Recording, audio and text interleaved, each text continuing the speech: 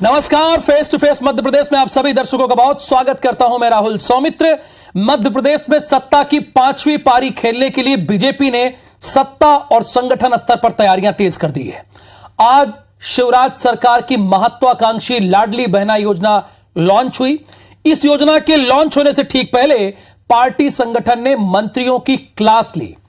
मंत्रियों को बीजेपी संगठन की तरफ से साफ कहा गया कि यदि हम सरकार में हैं तो संगठन और कार्यकर्ताओं की वजह से हैं और इसी कारण से आप मंत्री हैं। इस मीटिंग के ठीक 10 घंटे पहले पार्टी ने कोर कमेटी की बैठक की, जिसमें इस बात पर सहमति बनी कि दूसरे दलों के बड़े नेताओं, सांसद, पूर्व विधायक और वर्तमान विधायकों को शामिल नहीं किया जाएगा। इनकी बजाय पार्टी का फोकस अब स्थानीय स्तर पर जनाधार वाले नेताओं पर होगा। चुनावी तैयारियों के बीच बीजेपी में बैठकों के जरिए क्या खिचड़ी पक रही है, इस पर हम विस्तार से चर्चा करेंगे। खास मेहमान जुड़ेंगे। पहले सुनते हैं इन बैठकों को लेकर नेताओं का क्या कहना है। यानी 24 घंटे के अंदर, बल्कि 24 घंटे से भी कम समय, 2 बड़ी मीटिंग हो रही है और एक मीटिंग कोर कमेटी की है और दूसरी मीटिंग में मंत्रियों को कहा गया है, बताया गया है कि आप मंत्री बने हैं तो कार्यकर्ताओं के ही बदौलत बने हैं। तो खिचड़ी क्या पक रही है, आज यही जानेंगे face to face Madhya Pradesh में। हमारे प्रदेश के और देश के वरिष्ठ संगठन पदाधिकारियों ने, नेताओं ने हम लोगों को जो मार्गदर्शन दिया है, जो आदेश दिया है, उसका सारे मंत्री पूरा करेंगे। प्रभार जिलों में सब हम लोग और मेहनत कर रहे हैं और मेहनत करने की आवश्यकता है। और मेहनत करने की आवश्यकता है, भारतीय जनता पार्टी के मंत्री ये कह रहे हैं मीटिंग से निकलने के बाद। तो 3 खास मेहमान face to face Madhya Pradesh में इस वक्त हमारे साथ जुड़े हुए हैं। सचिन सक्सेना जी हैं, भारतीय जनता पार्टी के तेज तर्रार प्रवक्ता हैं, बहुत स्वागत है। और अपनी बात को बहुत सही तरीके से रखने के लिए बीबीएन खोंगल जी हैं, आपका भी बहुत स्वागत है। कांग्रेस के प्रवक्ता हैं और वरिष्ठ पत्रकार के तौर पर मध्य प्रदेश की राजनीति को अच्छे से जानने और समझने वाले दिनेश गुप्ता जी हैं, आपका भी बहुत स्वागत है। शुरुआत दिनेश जी मैं आज आप ही से करना चाहूंगा, क्योंकि अगर वरिष्ठ पत्रकार इस्टेब्लिश करे डिबेट को, अपनी बात रखे, तो बड़ी सदी हुई बहस होती है। तो ये 24 घंटे से भी कम समय में 2 बड़ी बैठकें हो रही हैं बीजेपी की। एक कोर कमेटी की बैठक हो रही है और दूसरी बैठक इस बात को लेकर हो रही है, बताया जा रहा है कि आप अपने अपने क्षेत्र में रहिए, कार्यकर्ताओं का ध्यान दीजिए, क्योंकि कार्यकर्ताओं के दम पे ही मंत्री हैं। जैसा कांग्रेस में कल कहा गया जेपी अग्रवाल द्वारा, वही बात यहां कहा गई। तो क्या मायने हैं इन बैठकों को, किस तरह से देखा जाए?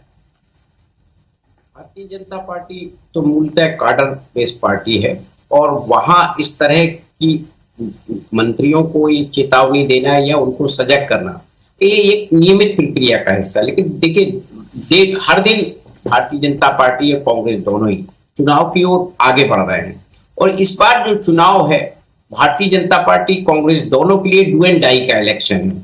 तो भारतीय जनता पार्टी इस चुनाव में कांग्रेस को किनारे लगाने के लिए जो परिस्थितियां बनी हुई है, उसको कमजोर करने के लिए उसे भी किसी भी सूरत में नहीं छोड़ना चाहती। दूसरी, जो एक भारतीय जनता पार्टी के भीतर उनके कार्यकर्ताओं में एक असुरक्षा का भाव आया है कि दूसरे दलों के लोगों को फिर शामिल किया जाए, तो वो भी एक स्पष्ट पार्टी ने संदेश दिया है कि अब ऐसे लोगों के बजाय जो पार्टी के भीतर जनाधार वाले नेता हैं, शायद उनको जो है वो तवज्जो देने की बात कर रही है।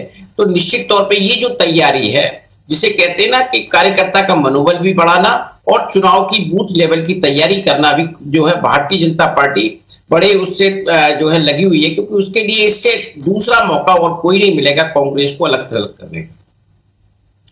चलिए, अच्छी बात है, आपने अपनी बात को 23 सेकंड पहले ही समाप्त कर दिया। तो डू और डाई की स्थिति है, एक वरिष्ठ पत्रकार का यह मानना है, दोनों के लिए, सचिन जी के लिए भी और खोंगल साहब के लिए भी ये स्थिति है। तो सचिन जी, ये जो 10 घंटे के भीतर ही 2 बड़ी बैठक हुई है, क्या खिचड़ी पक रही है आपके यहां?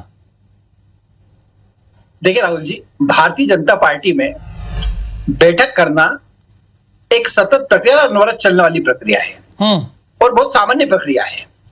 यही बैठकें हैं जिसमें बैठ के रणनीति तैयार की जाती है। अगर केंद्र में हमारी सरकार है, प्रदेश में हमारी सरकार है, तो उनकी जो सरकारी योजना, उनका लाभ, जो जनहितैषी योजना, उनका लाभ जन सामान्य तक कैसे पहुंच सके, उस पर मंथन होता है। संगठन का सुदृढ़ीकरण कैसे किया जा सकता है, उस पर बातचीत होती है। हमारा कार्यकर्ता 24 घंटे और 7 दिन 365 दिन कहीं ना कहीं सक्रिय मोड में रहता है, और वही कार्यकर्ता इन सरकार की योजनाओं को नीचे ले जाता है, नीचे ले जाके जन सामान्य तक पहुंचाता है, उनको योजनाओं का लाभ दिलवाता है, और उस बहाने से कहीं ना कहीं वो संगठन के इस रीति नीति से भी अवगत करते होते हैं। तो भारतीय जनता पार्टी में बैठक को लेकर अगर कोई बात की जाए तो ये बहुत सामान्य प्रक्रिया है, ये कोई पहली बार नहीं है। इसके पूर्व भी कई बार बैठकें हुई और इस बार प्रकोष्ठ तक की बैठकें हमारे उसमें हुई है। हमारा लक्ष्य जो है वो ये है कि कार्यकर्ता जमीन पे कार्य करें, और जमीन पे कार्य करते हुए संगठन को कैसे 51% का वोट, जो हमारा एक लक्ष्य है कि हम लोग 51% वोट हर बूथ से प्राप्त कर सके, उस दिशा में कार्य करें। उस दिशा में जहां जहां जैसी आवश्यकता पड़ती है संगठन के माध्यम से बैठकों में तय होता है और उसका जमीन पे क्रियान्वयन होता है। इसमें कहीं कुछ भी किसी प्रकार से चुनाव को दृष्टिगत रखते हुए अगर बात की जाए तो कुछ भी नया नहीं मानता मैं। चलिए, बीजेपी के प्रवक्ता मानते हैं बीबीएन जी की ये कोई नया नहीं, हमारे यहाँ सतत प्रक्रिया है, हम 51% वोट के लिए लगातार काम कर रहे हैं और इसी के लिए दोनों मीटिंग की गई है।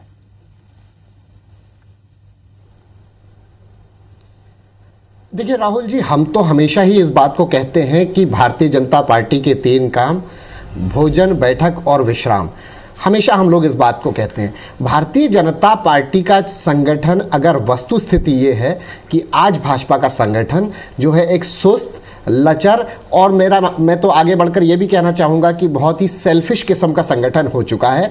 सिर्फ सत्ता में बने रहने के लिए आयातित लोगों के द्वारा लोकतंत्र की हत्या करके जिस प्रकार से सरकार को बनाया गया, अपने 40-40 साल 30-30 साल पुराने कार्यकर्ताओं की जिस प्रकार से उपेक्षा की, अब वो कार्यकर्ताओं के मन में भी और जनता के मन में भी दिखाई देने लगा है, ये बात मैं कहना चाहूँगा। इसके अलावा भारतीय जनता पार्टी की बैठकों से आज मध्य प्रदेश की जनता को क्या हासिल हुआ, ये बड़ा प्रश्न है।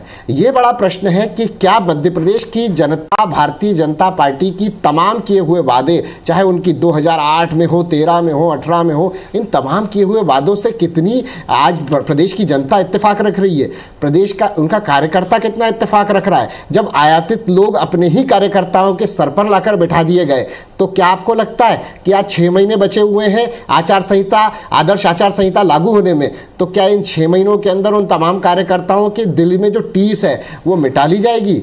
आज आप बताइए मुझे कि मंत्री इतने मदमस्त हैं सत्ता के लालच में, सत्ता के लोभ में, मोह में, कि क्या कोई मंत्री आप देख रहे हैं आज के समय में जो भारतीय जनता पार्टी के किसी कार्यकर्ता के घर पर रात्रि विश्राम करता हो, उनके साथ बैठकर भोजन करता हो? बड़ी बड़ी आपदाओं में हमने देखा कि भारतीय जनता पार्टी के प्रदेश के जिलों के जो प्रभारी मंत्री हैं वो समय पर पहुंच तक नहीं पाए, 2-2, 4-4 दिन बाद उनकी नींद खुली। चाहे कोरोना काल हो, और बता रहे थे face to face Madhya Pradesh के जरिए, बीबीएन खोंगल जी तो कुछ और बता रहे हैं।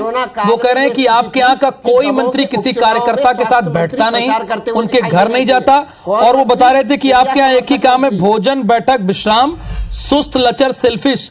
ये भारतीय जनता पार्टी की निशानी, ये वो शायद लग रहा है कि बहुत रिसर्च करके आए हुए हैं भारतीय जनता पार्टी और उसकी बैठकों पर।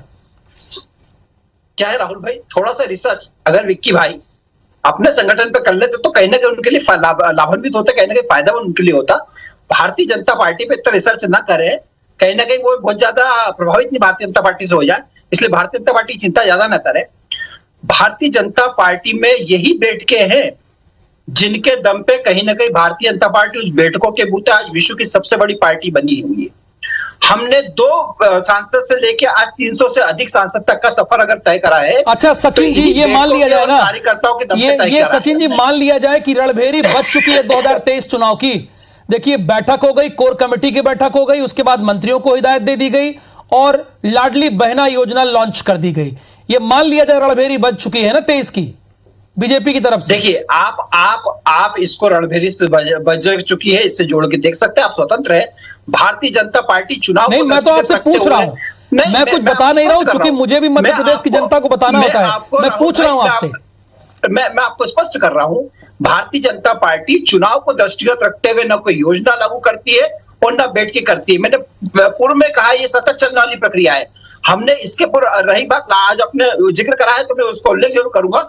कि जिस प्रकार से लाडली बहना योजना जो उन्होंने लागू करी है माननीय शिवराज सिंह जी ने, कहीं ना कहीं धरातल पे जो वो काम करेगी तो एक महिला शक्ति जो है उसको आर्थिक रूप से सुदृढ़ कैसे किया जा सकता है, आर्थिक रूप से उसको वीबीएन जी, चुनाव को ध्यान में रख के भारतीय जनता पार्टी कोई काम नहीं करती है। वो डिनाई कर रहे हैं कि ये बैठक चुनाव को दृष्टिकोण के नहीं है, ना कोई योजना और ना कोई बैठक, हमारा सेवा भाव है, ये कह रहे हैं सचिन जी।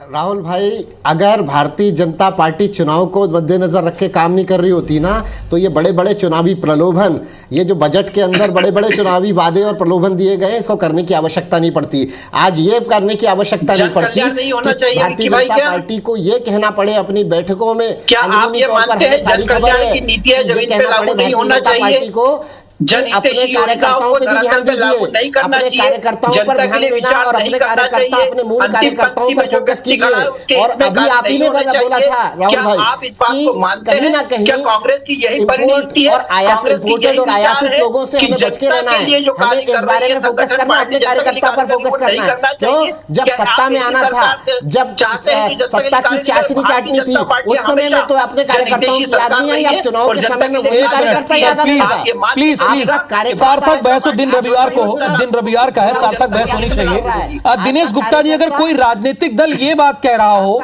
कि चुनाव को ध्यान में रखकर ना तो हमारे यहां कोई बैठकें होती हैं और ना कोई योजना लॉन्च की जाती है, इस पर आपकी टिप्पणी क्या है? देखिए, भारतीय जनता पार्टी तो हमेशा ही ये बात कहती रही है कि हम 5 साल तैयारी करते हैं, हम परीक्षा के समय तैयारी नहीं करते। ये बात खुद मुख्यमंत्री जी कहते हैं। तो अभी तैयारियां कुछ इसलिए ज्यादा दिख रही हैं क्योंकि जो ड्यूरेशन है बैठकों का वो बहुत कम है।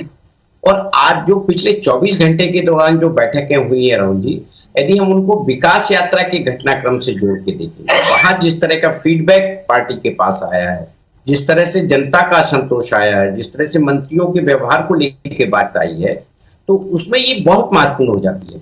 क्योंकि कहीं ना कहीं मंत्रियों का व्यवहार भी ये विकास यात्रा में एक जो है विरोध का कारण बना है। दिनेश जी, क्या राजनीतिक गलियारों में सुगबुगाहट भी है विस्तार की भी?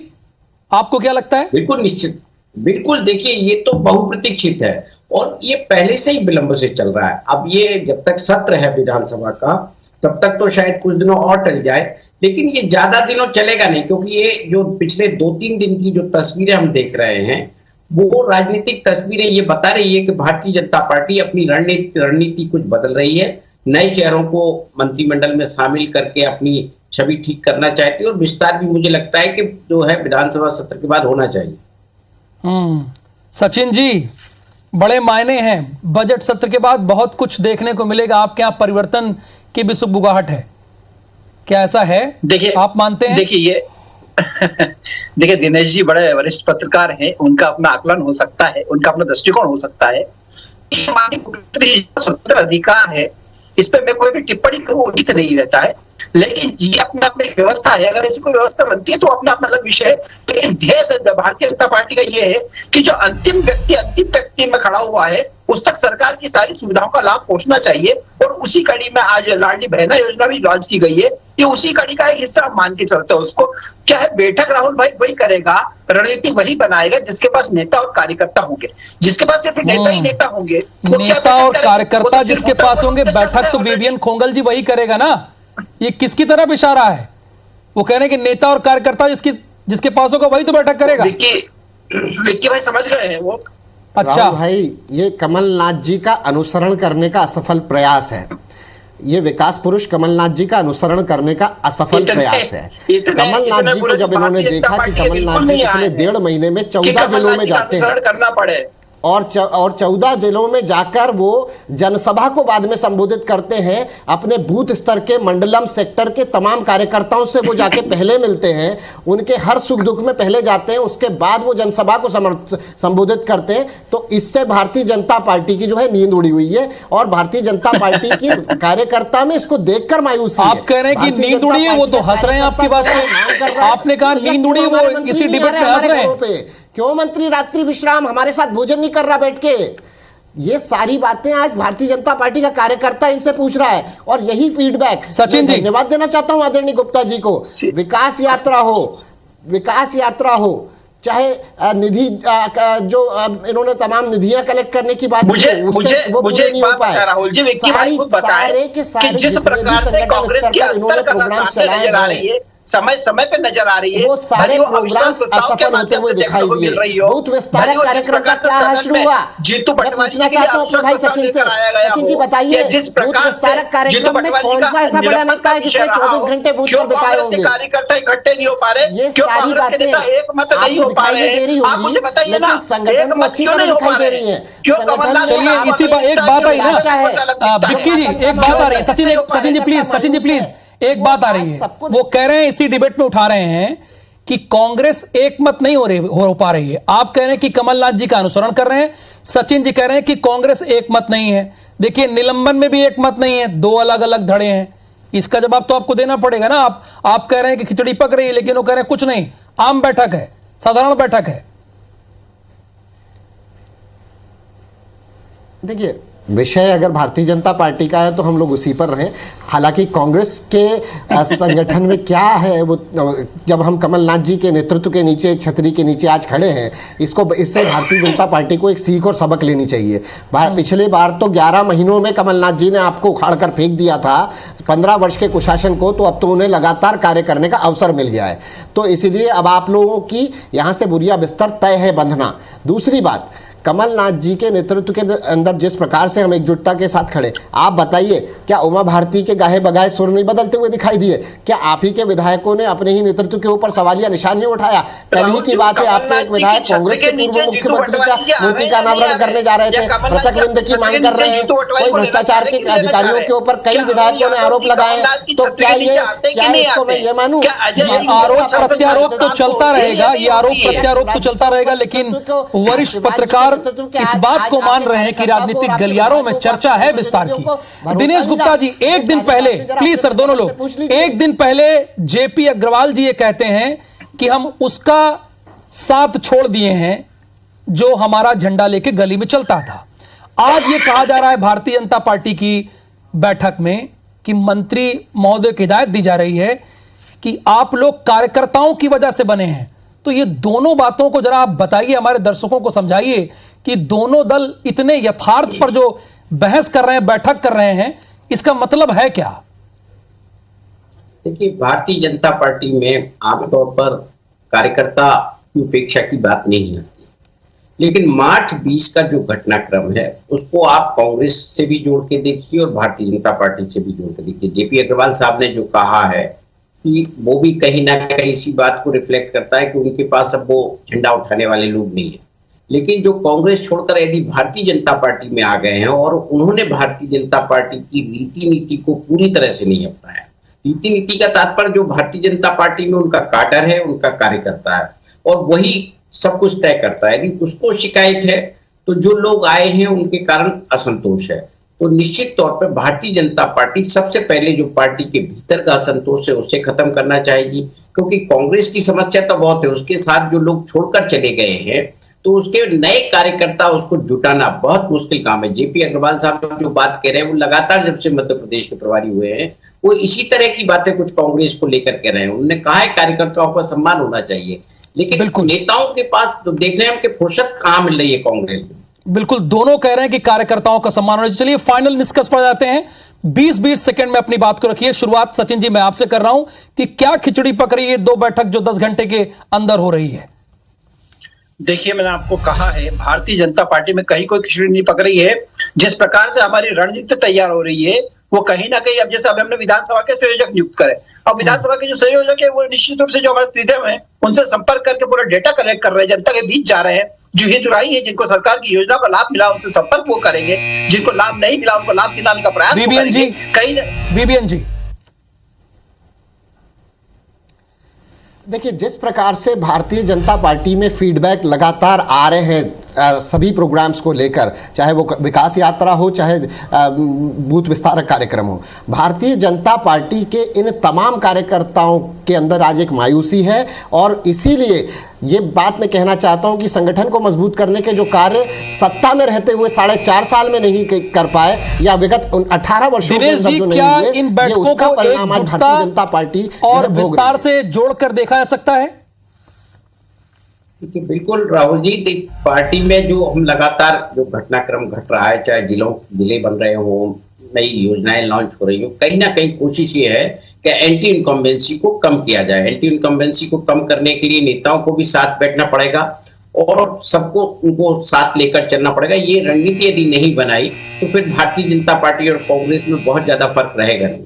बिल्कुल, बहुत शुक्रिया। अगर रणनीति नहीं बनी तो भारतीय जनता पार्टी और कांग्रेस में फिलहाल कोई फर्क नहीं रहेगा और विस्तार और एकजुटता से देखा जा रहा है इन बैठकों को। फिलहाल बहुत बहुत धन्यवाद इस बहस को देखने के लिए। नमस्कार।